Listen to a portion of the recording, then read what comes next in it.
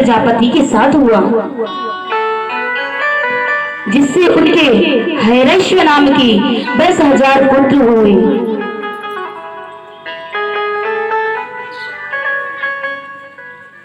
जब दक्ष प्रजापति ने इन्हें सृष्टि करने की आज्ञा दी तो इन्होंने मना कर दिया।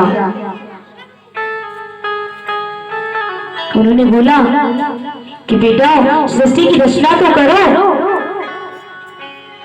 उन्होंने बोला ठीक है पिताजी, पर उनका आशीर्वाद लेकर, आज्ञा लेकर वे सिंधु नदी के तट पर, समुद्र के तट पर, नारायण सरोवर के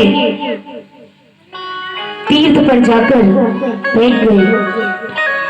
वहां देवर्षि नारद जी ने देखा कि चलो ठीक है, हरि चिंतन के लिए कोई तो मेरा शिष्य मिला। देवर्षि नारद जी ने उन्हें अपने दर्शन दिए और उनसे कहा, बेटा एक ऐसा बिल है जिसमें आने का रास्ता तो है परंतु बाहर जाने का रास्ता नहीं है। एक ऐसी स्त्री है जो व्यभिचारिणी है, जिसका कोई पति नहीं है और सब पति हैं। उसके अनेकों रूप हैं। एक पुरुष ऐसा है जो उस व्यभिचारिणी स्त्री का पति है, और एक ऐसी नदी है जो दोनों ओर बहती है, और एक ऐसा हंस है जिसकी बड़ी विचित्र कथा है।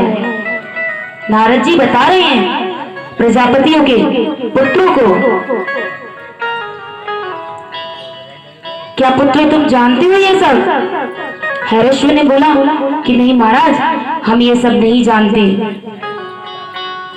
आप ही हमें बता दीजिए क्योंकि आप हमारे गुरुवर हैं। देवर्षि जी ने कहा कि ठीक है, उसके लिए तुम्हें पहले हमारा शिष्य बनना पड़ेगा। नारद जी का काम ही यही है, भूले भटके इंसान को अपना शिष्य बनाकर उसे सही राह दिखाना और श्री हरि से उसका मिलन कराना। नारद जी के कहने पर उन पुत्रों ने शिष्यत्व ग्रहण कर लिया। उन्होंने कहा, अरे पुत्रों, मोक्ष ही वो ऐसा बिल है, मोक्ष ही ऐसा बिल है जिसमें जाने का रास्ता तो है परंतु वापस आने का रास्ता नहीं है। और भगवान श्री कृष्ण गीता में कहते हैं कि ना तत् भासो यते सूर्यो ना शशांको पावक, मेरे उस धाम को सूर्य और चंद्रमा भी प्रकाशित नहीं कर सकते, जो मेरे धाम को आ जाता है तो उसे दोबारा और कष्ट भोगने के लिए नरक लोक में नहीं जाना पड़ता। और व्यभिचारिणी जो स्त्री थी वह माया ही है, जिसके अनेकों रूप हैं, वह बहुरूपिणी स्त्री है।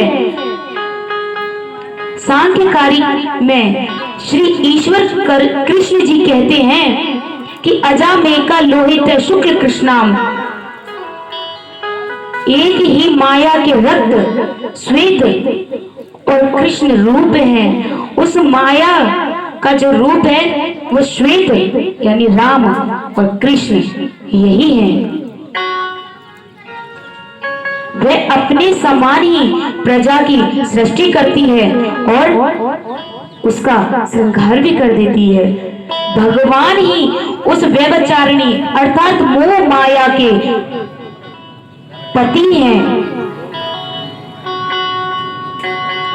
मायापति भगवान संसार ही, मायापति भगवान संसार ही वह नदी है जो दोनों ओर बहती है। भगवान ही तो माया फैला रखी है, भगवान ने दोनों ओर बहाते हैं। एक बार आपने सभी ने श्रवण भी किया होगा कि एक राजा की 3 पत्नियां थीं।